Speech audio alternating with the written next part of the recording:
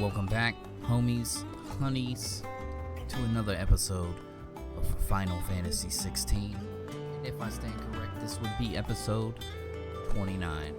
Let's go ahead and start this off by checking active time lore.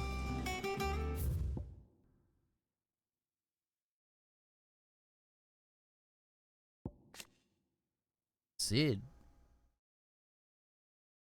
Clive Rossfield. After Sid fell and his hideaway was reduced to rubble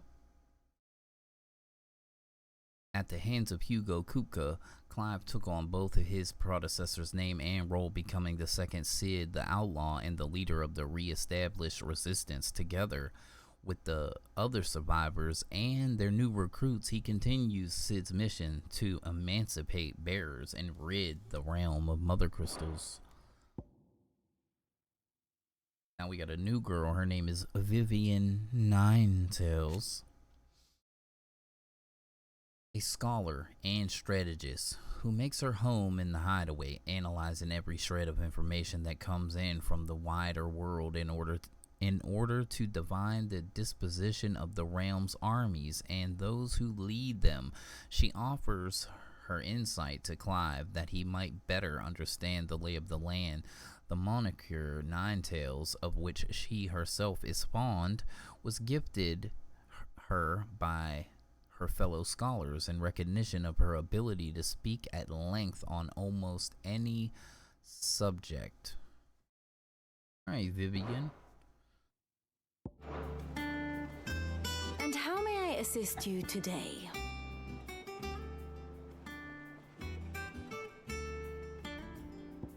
Ask about Vivian. One would think. My role was unabundantly clear by now. I offer you and yours the guiding light of knowledge, that of matters military and political, both past and present, that it might illuminate your way ahead. For it is the only understanding what has come before that one might steer one's way toward a brighter future. Your role, meanwhile, is to ensure that I remain furnished with as much information on the state of the realm as your people can muster, in order that I might continue to appraise the dispositions of the great nations and those who rule them. And of course, to pay attention during my lectures. It would not do to appoint the storied Ninetails as your tutor only to disregard her expert advice. Okay? Ask about coming to the hideaway. I admit. When I took up my professor's bonnet and began teaching at the University of Canver, I did not think for a moment that I would one day count Sid the Outlaw among my pupils. But nor did I imagine that my fellow educators would have designs on my life. And we both know how that ended. Has it been a year already? Such a peril of overly inquisitive mind, I suppose. One is wont to uncover that which others would go to great lengths to ensure remained hidden. Were it not for you and our mutual friend having come to my rescue, my curiosity would likely have proved fatal. But instead, I was not only saved, but granted a new lease on life as a personal tutor to a band of outlaws, no less. A far more reputable fellowship Than anything in the academic world, I assure you. Ask about the Crystalline Dominion. My beloved homeland.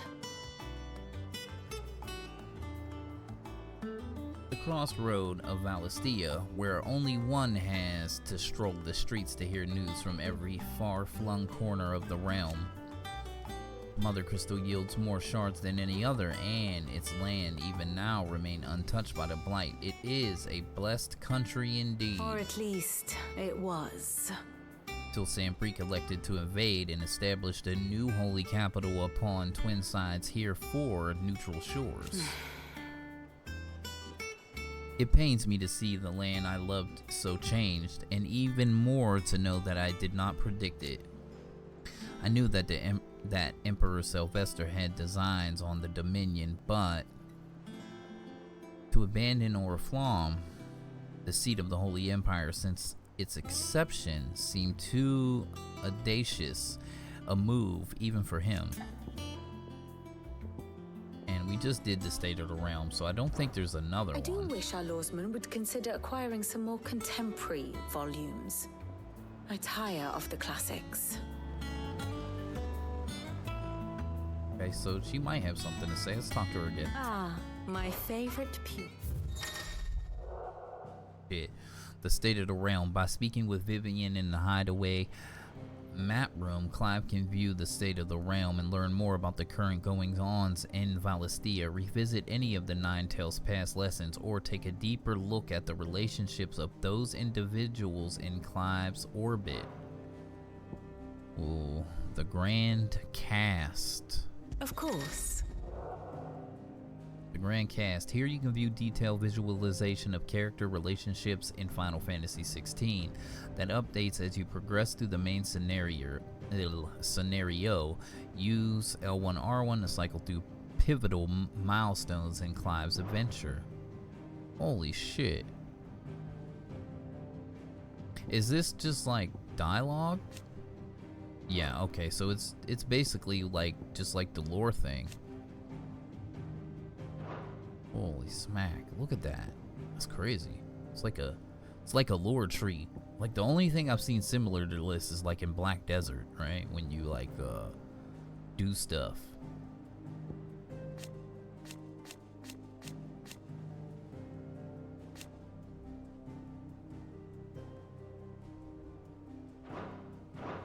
Okay.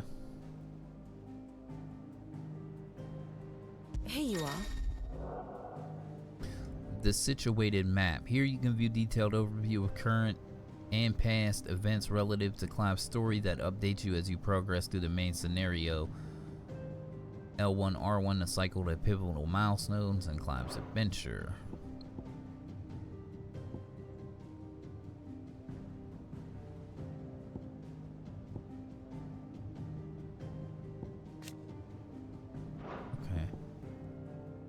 So it's like just like a updated lore thing, right?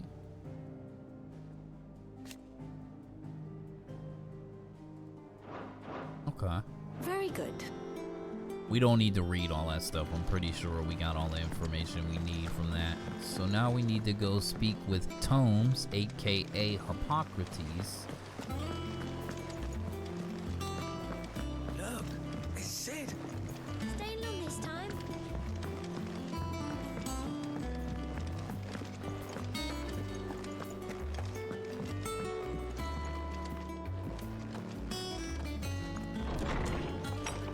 Holy shit. More lore. Mithril and mineral most mighty. Introduction. Mithril is a material of both passing hardness and luster, and it is these two qualities for which it is valued by the weapon and armor smiths of the realm. However, there is a third quality of mithril that sets it apart from steel or shell. Its durance. While even the finest steel may be melted by dragon's fire, become brittle in fringed climates, or turn to rust if not regularly and rightly oiled, mithril is once made eternally unchanging. In this volume, I will explain how one might go about making, shaping, and employing mithril in one's work. Okay. So mithril is that ish. Oh, Tome said the hideaway is built inside an airship. Said it was called the Invincible. Nice, cool name.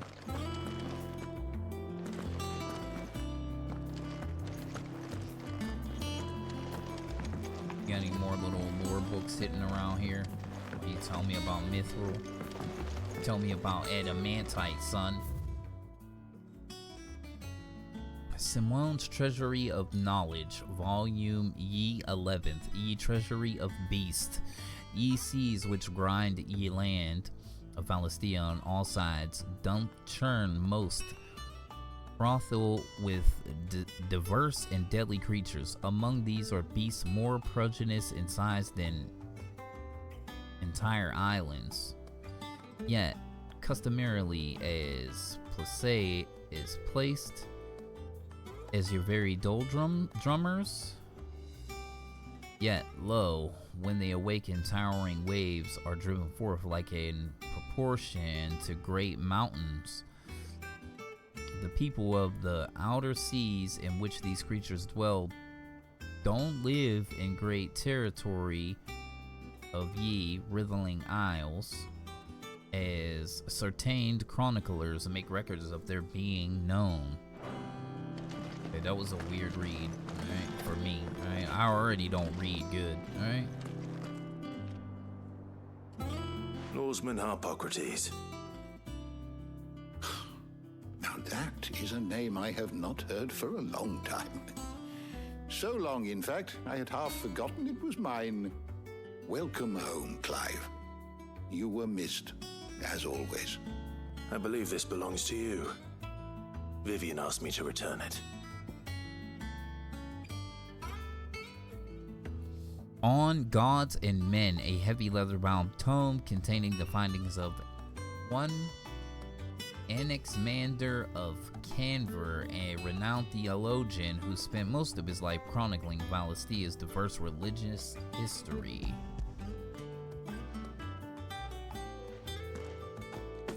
Ready?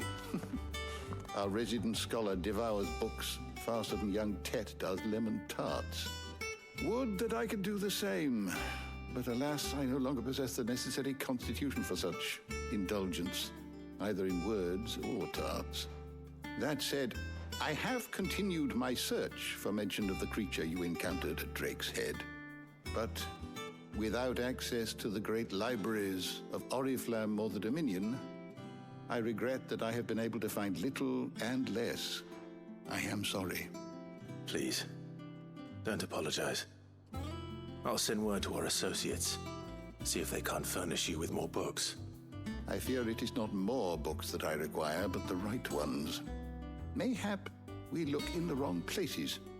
There are still libraries to the north. I'll see what I can do. You are too kind.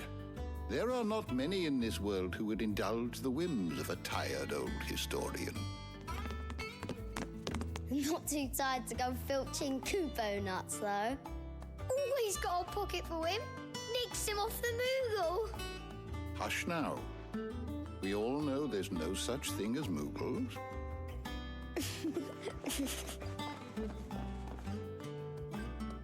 The twins seem well. Aye. Yet they laugh far too little for one so young. The loss of their parents weighs heavy on them, however well they hide it. Titan took much from us that night, from some more than others, and the wounds that remain, they are not quick to heal. Which is why we must give them all the time they need. That we must. Just as I must give you the time you need to recuperate. Good day, Clive. Good day. Gav will be back soon. I should get some rest while I can. How good it is to see you, Clive. Ask Look about the around hideaway. While it is far cry from the Imperial Library in Oriflamme, in 5 short years we have amassed more volumes than most men and women might hope to see in their lifetime. No longer are they tales contained hidden away from all but the privilege. We have liberated them, that they may fill the minds of all who hunger for knowledge. Still, there is much more out there, and as long as I draw breath, I shall continue to gather what I can. why? One day a chronicler of your own adventures might even grace these shelves, or failing that, the floor. Right? Ask about the past 5 years. It has been difficult, certainly. When Titan visited his wrath upon us on that dreadful night, we lost much. He robbed us not only of our home and our loved ones, but of that which Sid fought fiercest to preserve, our hope. Hope that we might never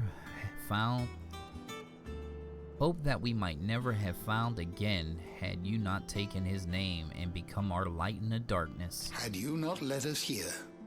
In Benumur and the Invincible, we are among the ghosts of the fallen. Our journey can continue. Here in the belly of Leviathan, untouched by passing of 1,000 years, does our hope burn brighter than ever, and here may it burn for 1,000 more. The fact that he just mentioned Leviathan. Ask about Tet and Crow. I still remember. The day I first met Tet and Crow chasing their father about the hideaway, one moment clinging to their mother's kirtle like the next, the twins' love for their parents was something to behold, so fierce and pure. When they passed, I feared the void they left in the children's lives could never be filled. Neither spoke nor smiled for years, hiding themselves away here in the shelves to bury their own sorrows and leaves of these tomes. And thank goodness they did. For I believe the stories proved a welcome distraction, as over time their pain faded, and now they laugh and frolic as they once did, if not with more vigor. They remind us of that no matter how deep our wounds, we have all the capacity to heal. That happiness lost may be found again. Alright, let's lure up, baby. I don't believe you've read this particular chapter before. You wish to study the tomes? Yep. So who is Clive having him do research on? Ultima or Typhoon? Or Typhoon? Because he didn't really get to see all. Well, he did, but he didn't. Victor, friend of Sid's and later Clive's, who keeps an ever attentive vigil on the comings and goings of Dhalmekian from his hometown of Courtney's. Okay. The Fall of the Hideaway. The Fall of the Hideaway, an assault by Hugo Kupa, dominant of Titan, and his private guard on the first hideaway of Sid, the outlaw, in year 873. The safe haven established among forgotten ruins long consumed by the blight was entirely destroyed, and many of Sid's collaborators and the bearers they had freed from servitude were slain. Right? Go. We got Torgal, Clive's faithful friend. He is fiercely protective of him and his allies, loath as he is to lose his best friend again, and never strays far from Clive's side, putting the hunting skills Sid taught him to use, fending off foes and picking up trails. Right? Sid, leader of the hideaway and dominant of Ramu, warden of Thunder, his plan to create a world where bearers and dominants could die on their own terms meant destroying the mother crystals, an act of blasphemy that would see him forever denounced as an outlaw. It was during the mission to fell Drake's head in 873 that Sidolphus Telamon lost his life to a beast from beyond, passing the title Sid the Outlaw on to his protege, Clive. Rest in peace, Sid. Hugo Kupka, permanent economic advisor to the Dhalmekian Parliament and dominant of Titan, he has little love for his country, taking advantage of his position to benefit himself and himself alone. After learning that Sid the Outlaw, the man who slew the love of his life, Benedicta Harmon, still lives, he tasks his personal guard with capturing and torturing bearers in order to draw out his nemesis and take his revenge. Okay. Otto, chief steward of Clive's hideaway. Otto continues to serve the same role he did under Sid, being a primary person in charge of all monies and information coming into and going out of the hideaway. Got Sharon, one of Sid's most trusted allies. After Sid's hideaway was laid waste by Hugo Kupka and his minions, she and her hardworking yet long-suffering apprentice Goats followed Clive to the new hideaway in Bunamir, where they serve him in the same capacity they served his predecessor, sourcing whatever supplies her fellow residents are in need of. Right, Goats, apprentice of Sharon and ally of the hideaway. After Sid's hideaway was reduced to rubble at the hands of Hugo Kupka, he followed his nan in joining Clive at their new home on the lake. He has a keen interest in smithing and spends what little time he has granted heating and hammering metal, just as Blackthorn showed him. Blackthorn, residential blacksmith of Clive's hideaway, where he keeps his new Sid the Outlaw and his allies well outfitted with arms and armor. Though he's usually sullen and secretive sort, his knowledge he is happy to share with Goats, who has long been eager to learn the art of smithing. Okay. Tomes, hypocrisies.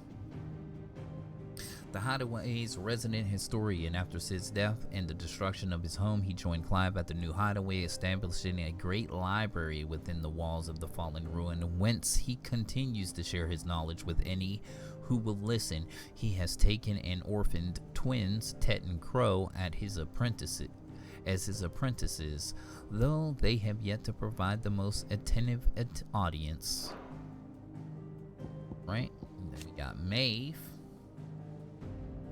landlady of the Tub of Crown, the hideaway's much-loved alehouse. Though she is born in Rosaria, her enslavement as a bearer saw her transported to Sambrique to work in the wheat fields. However, when the farmer was unhappy with the harvest and thought to make an example of her for her fellow slaves, the Cursebreaker stepped in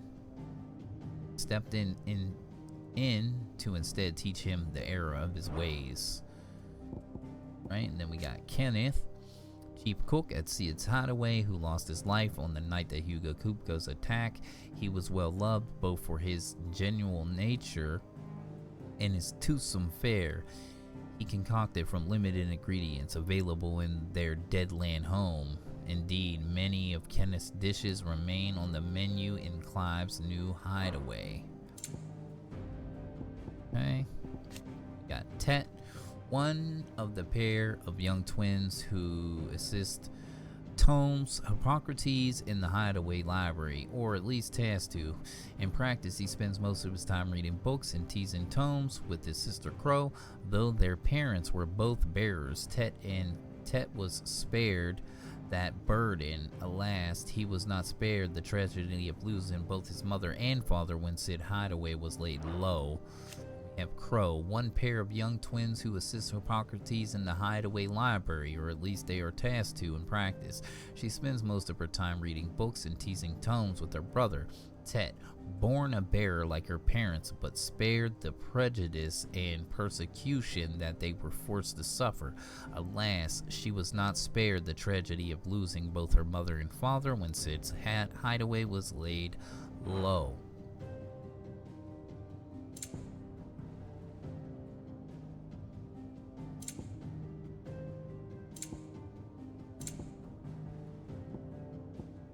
Mysterious Watcher, scion of a lesser noble family of Delmechia, tasked by Hugo Kupka to trace the whereabouts of Sid the Outlaw, the man he believed slew Benedicta Harmon.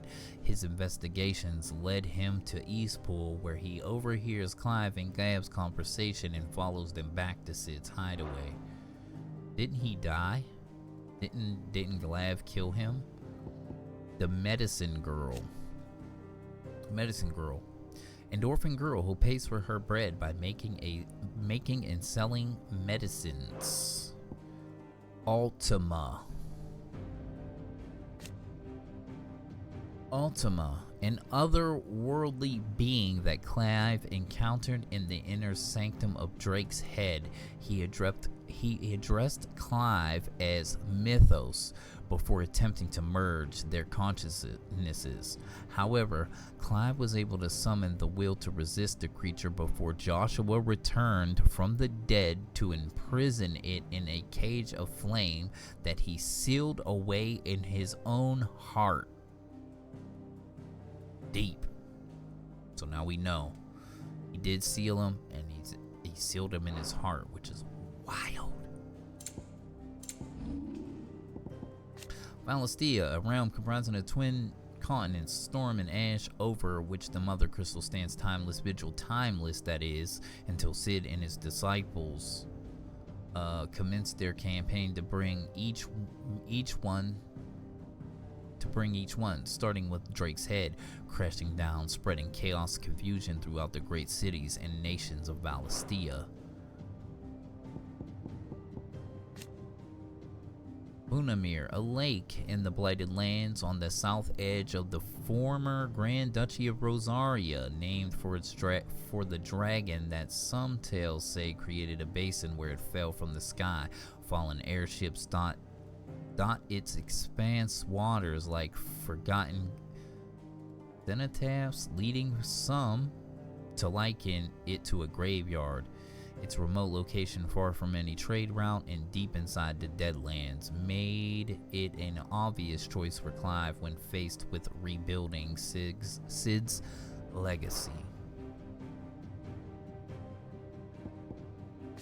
Sid's Hideaway, a hidden refuge built on the fallen ruins in the Blighted Lands in the Central Storm. Here, Sid and his adopted family of freed bearers from across the Twins made their home. That is until the fledgling utopia was brought crashing down after its location was discovered by Hugo Kupka, dominant of Titan, in year 873. In but a single night, the hideaway was destroyed, fewer than half managing to escape the slaughter visited upon them by Kupka and his men.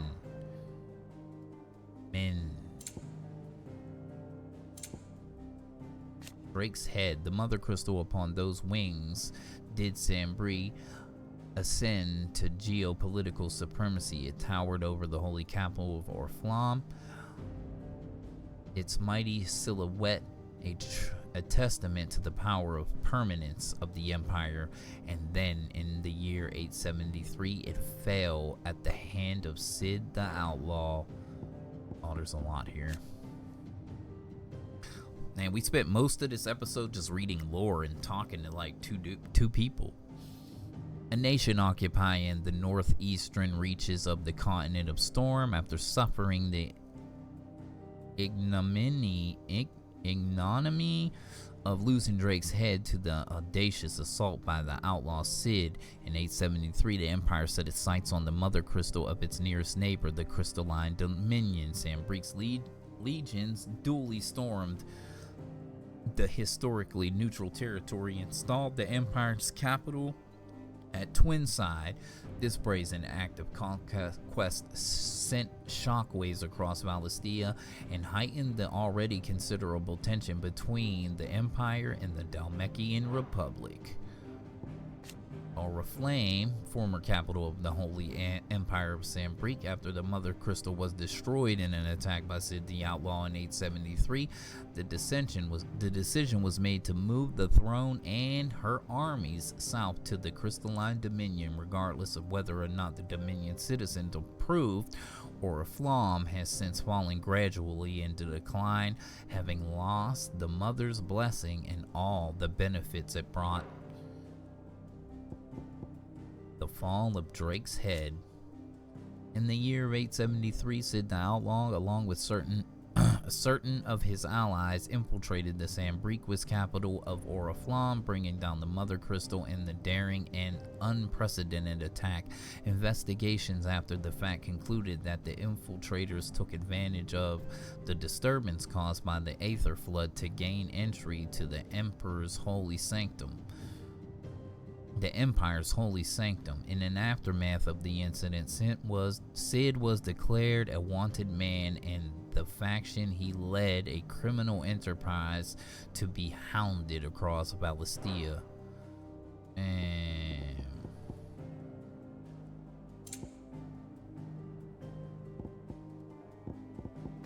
Northreach. When Sambrique moved to the capital of the Crystalline Dominion, Northreach went from being a vital gateway to the seat of the Empire to a forgotten country backwater in the matter of moons. And with the fall of Drake's head, the Aether was soon leached from the lands around it, leaving the fields fallow and the once thriving environments barren and lifeless. Dang, what happened to my girl Isabel? What happened to Isabel? Oh my god, Isabel. The Dalmekian Republic, a nation formed from the federation of 5 smaller states. It is located in the southern half of the continent of Storm and has its capital of Randella, also home of the mother crystal known as Drake's Fang, inside which stands Castle Dazbog, home of Hugo Kupka, dominant of Titan. Kupka's obsessed with finding Sid and exacting his revenge for the murder of Benedicta Harmon, co-opted the soldiers of the realm and had them commit a series of atrocities in the attempt to flush him out of hiding. Bump, bump, bump.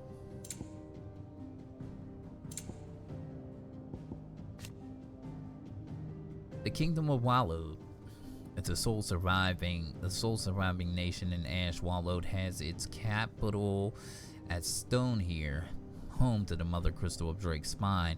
It is ruled over by Barnabas Tharmer, dominant of Odin and warden of darkness, who has long harbored ambitions of extending his reach into the neighboring continent of Storm. Somewhat surprisingly, the Sambriquis Empire incursions into the Crystalline Dominion prompted no immediate response from the king, who appears to be biding time and considering his next move.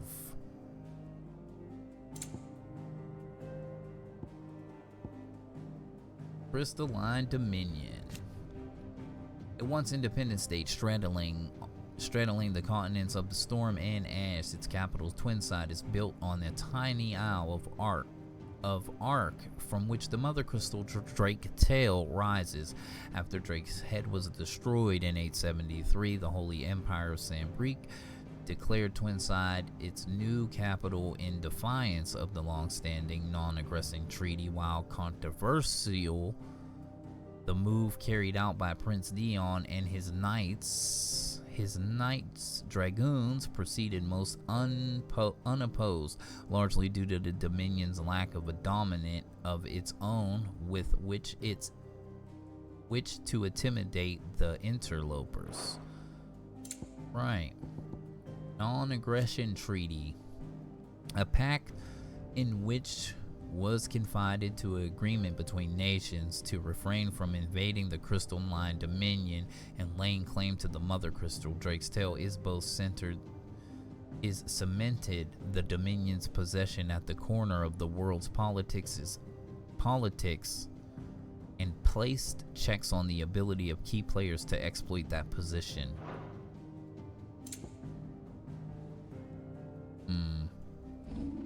Holy shit, there's so much. Priming, the act of a dominant transforming their living flesh into that of their icon. Priming does not require continual draw on the Aether. It is rather maintained by a constant channeling of what vast qualities of Aether imbued within a dominant's own body. This allows dominants to remain primed even when they enter the Etherless Deadlands, but also results in the crystal curse taking a heavy toll on them with every act of priming. Airships. Airship. Legend has it that the people of the fallen once sailed through the skies in the bellies of these ships, though now lie shattered and silent on the surface below. The men and women of the present day want to repurpose these ruins for their own uses. Both the village of Lost Wing and Clive's hideaway in Benumere being built around the wreckage of fallen airships. Beasts. Animals whose evolution has been warped by exposure to aether, some gaining the ability to cast magic. Unlike bearers, however, they seem to have developed a little ethereal tolerance, so it is not uncommon to encounter Akashic beasts in the vicinity of aether floods. While beasts are sometimes tamed by humans for use in warfare, the soldiers of Sambrique having particular fondness for the descendants of ancient dragons.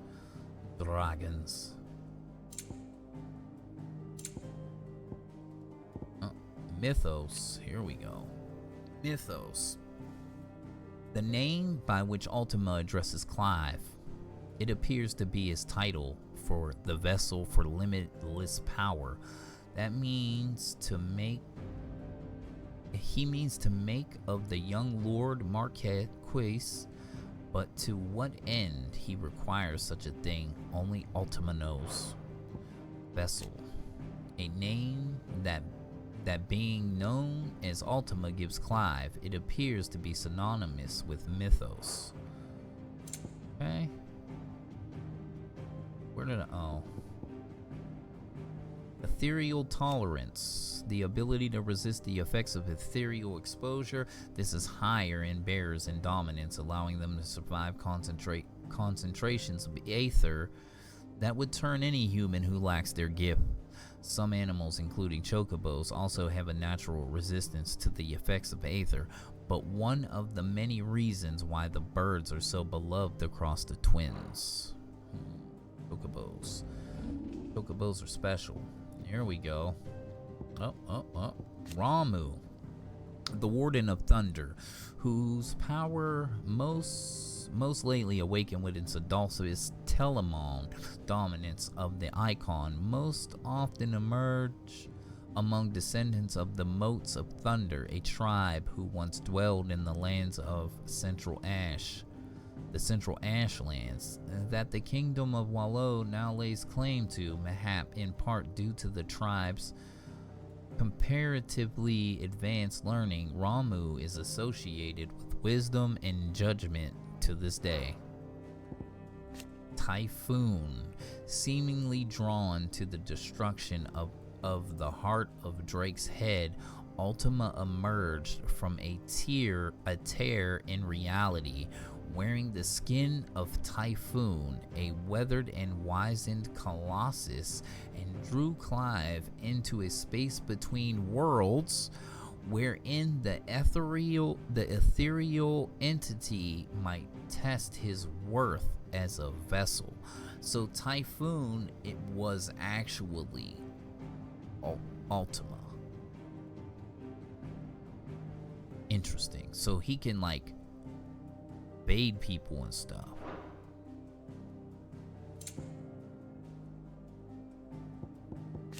Panthers, archetype predators known best for their brilliant spotted coats and proclivity to lives of solitude. As is the case with most felines, the animals are severely strong-willed, and efforts by the Republican Army to harness their inborn speed and ferocity for use on the battlefield has been met with varying degrees of success. All right, we finally read through. The shelves shall ever be open. Like 30 minutes of lore. Right? It is what it is. I want to know about every little change that happens in this game. Like, I want to know, right? Not back a blink and you're already off solving everyone's problems. It looks good, Clive. Goes well with the scowl. I'd had that brand for so long. I'd forgotten what life was like without it. What it was like to be myself. And it's all thanks to you, Talia. The scalpel did most of the work. Before I forget, a rider was here with a letter from Gav. Otto left it on your desk. Otto stole us. All right, I'll have a look. And then you get some rest.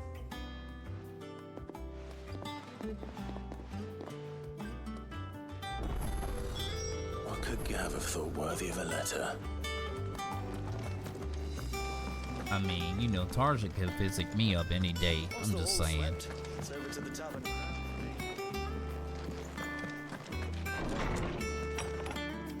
Hey, it's my boo, Jilly. Otto was here earlier with a letter from Gav. He left it on your desk.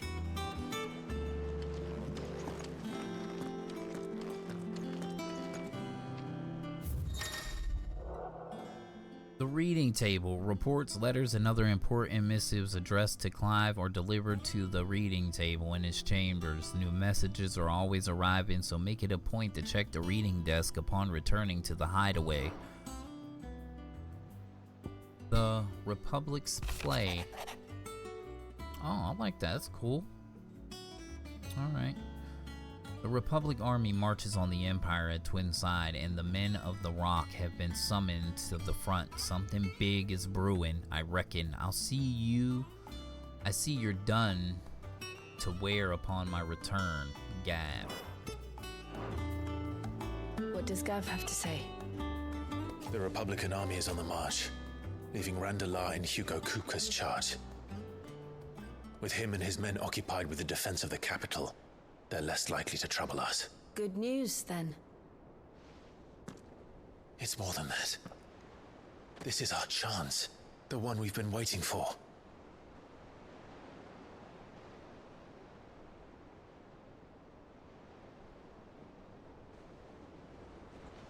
But look how far we've come. All that we have here, our friends, the hideaway, are they not cause for joy? 5 years. 5 long years.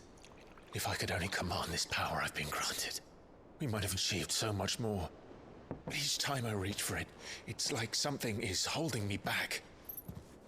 Summoning an icon exacts a price not easily paid. Your body knows this only too well. It's merely trying to save you from yourself. And every burden I cannot bear falls to you. This mission of ours has made me question everything I thought I knew. But one thing has become abundantly clear. The crystals take more than they give. In exchange for momentary comfort, we must endure a lifetime of pain, war after war, loss upon loss.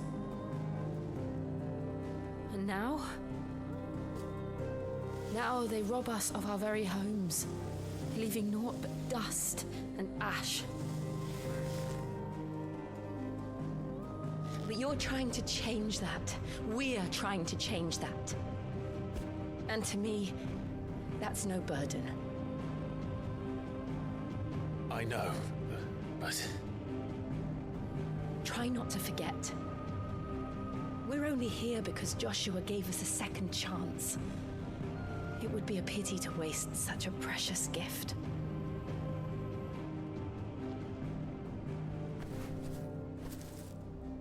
He did. He was there. It wasn't an illusion. I heard him call out to Ultima.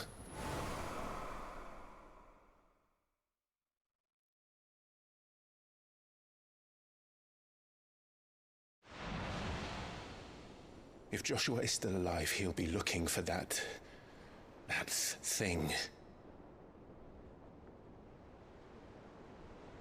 Do you think he will ever come back? I know he will. And we must be ready when he does.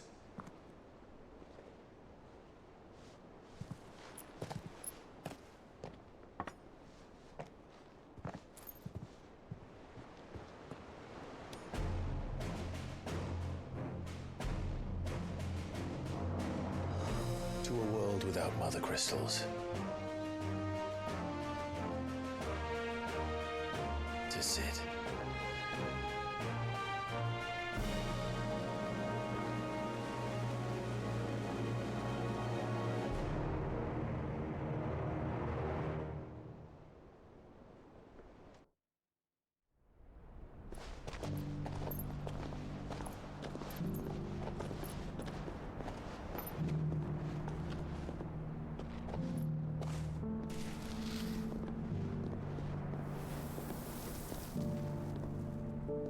And so the North is lost. knew that the blight spread ever more swiftly, Your Grace. But this is far, far worse than any could have imagined. It is only a matter of time before the twins are no more.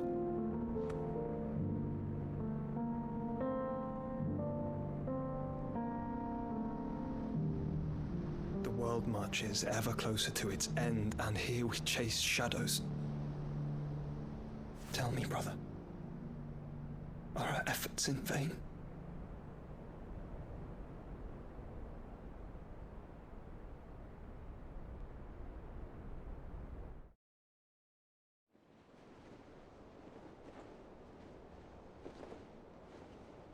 Master Clive, a moment, if you...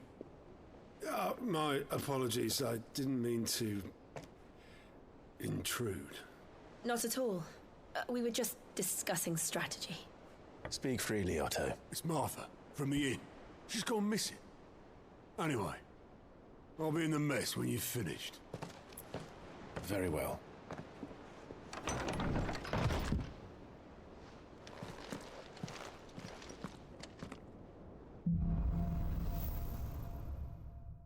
The gathering storm. What would make Martha leave the rest?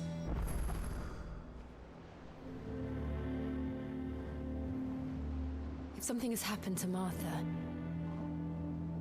we need to speak with Otto.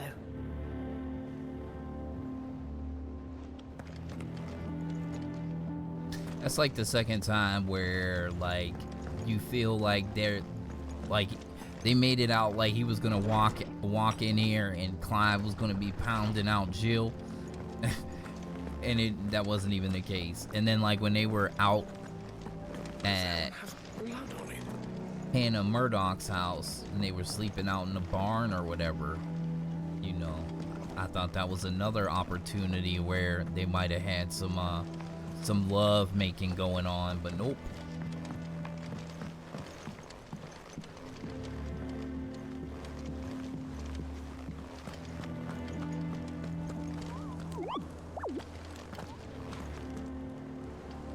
What do we know, Otto? Some lads from the Imperial garrison in Rosaria started a fight over at Martha's Rest. Blood was spilled, bones were broken. The usual. But somewhere in the middle of it all, Martha vanished without a word to anyone. And that ain't like her, Clive. Something's not right. You think this was planned? Of course it bloody was. Ever since Eastpool, the Empire's been tightening its grip around the Duchy's balls. They've strung up everyone who's ever set eyes on a runaway, claiming they're traitors to the Holy Throne, conspiring to restore the House of Rosfield to power. And now it sounds like the bastards have turned their attentions to the pallbearers meek enough to stay put. Naturally, old Martha could see the way the wind was blowing, complained that it was getting harder and harder to take bearers in. And now she's missing. If she's fallen into the hands of the Empire, we could be next. Couple of curse breakers are already on their way to the inn. They should speed up the search. But if this is as bad as I think it is, you might end up having to save their asses and all. Don't worry, Otto. I'll make sure everyone gets home safe.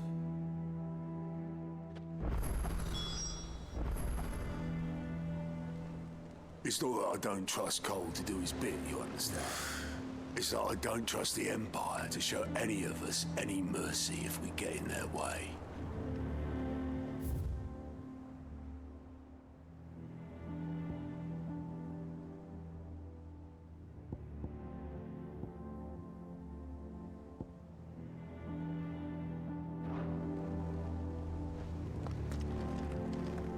Martha is a survivor. We'll find her.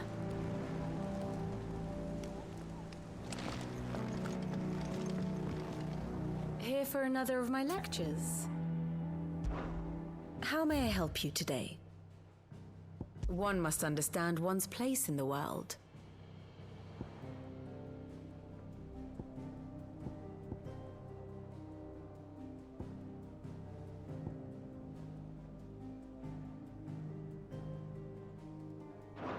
Very good.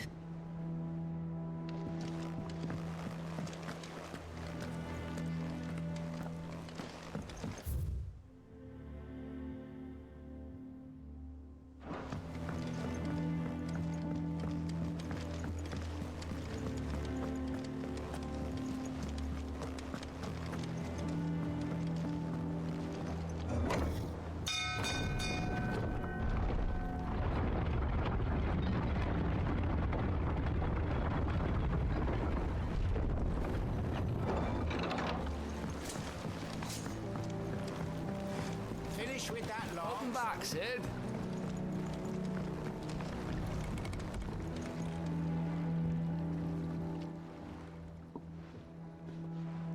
Damn blighted bilge. Is everything all right? Aside from the holes in my hull, everything's roses. The lake water doesn't agree with it, then?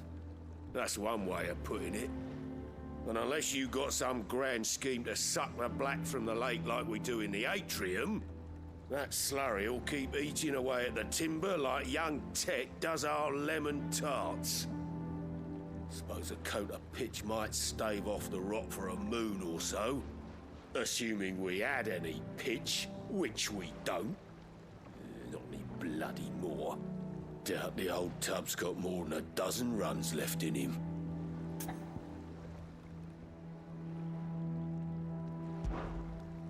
Of course, Obolus.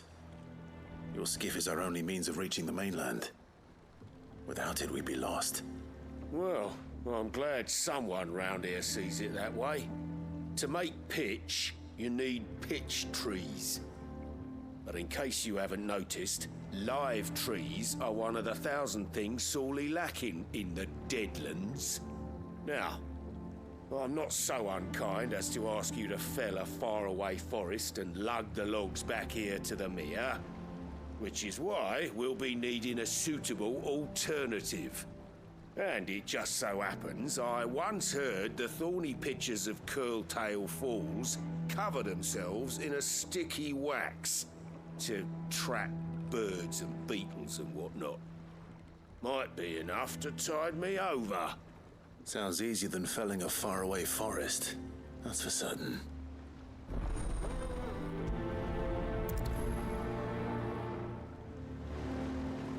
Never been to Curltail Falls myself. Never seen a curl for that matter. Not that I want to. I heard they'll tear a man from cock to crown soon as look at him. Good thing all we need is some wax from a thorny pitcher. How hard can that be, hmm?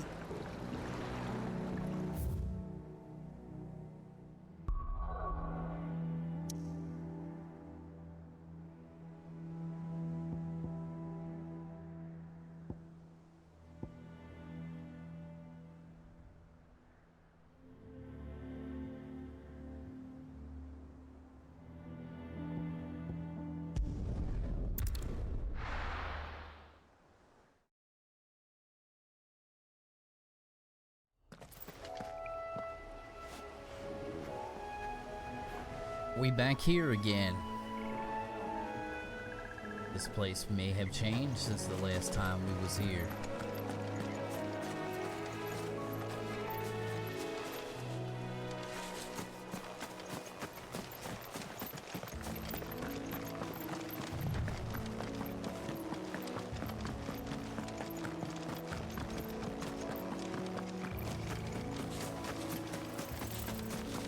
Remember, there's like a bighorn down here. He ain't even here no more. Easier than felling a forest, I said. The trees don't have teeth.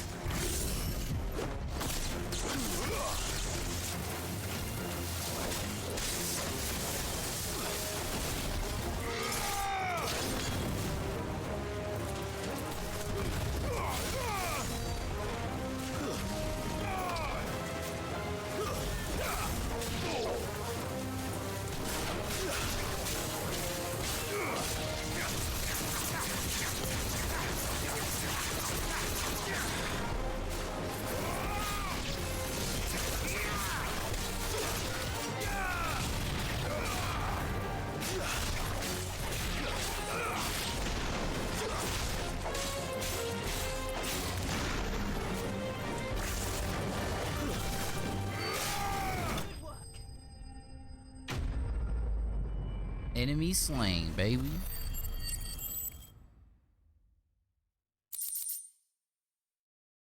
Pitcher wax and okay. I can't imagine Obolus needing any more than this. Time to head home.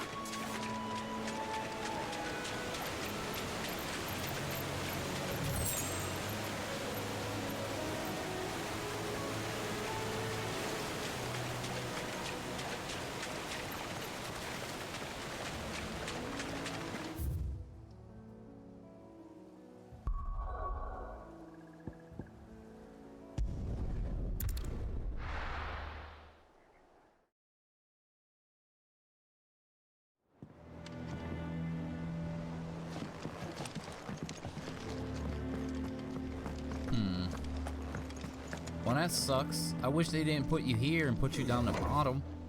Like, nah, that's another thing you have to do. But, like, I have to do it anyway. At least to turn this quest in, I have to do it. Finish with that. Welcome back, Sid.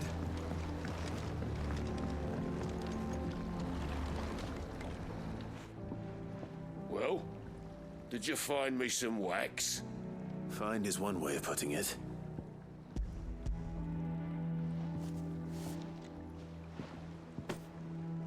Ugh. Reeks like a chocobo's arse. Oh, I don't suppose the Argo will mind as long as he stays above the waves. Argo? So your boat has a name? I didn't know. Yeah. Same as me old man. He was a ferryman himself back before the Blight came. The boat's all I have left of him. And thanks to you, he'll sail another day.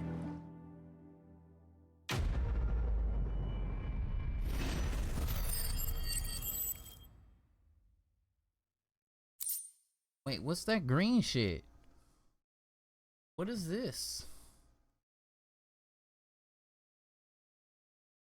Badge of Might +1. Ooh, 12 attack. Give me that, baby. Yeah, Sid. How is it I never see you on the ferry? Ah, forget I asked.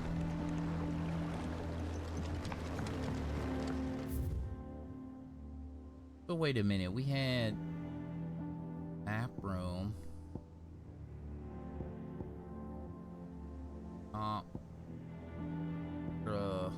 Yardstone. Remember, we had the thing that would tell us where quests and stuff were at. Yeah, that sucks.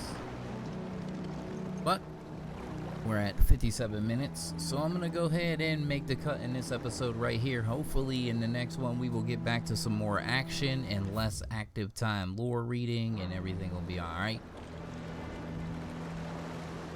You know how we roll, homies and honeys. We gonna be O-U-T out. Deuces.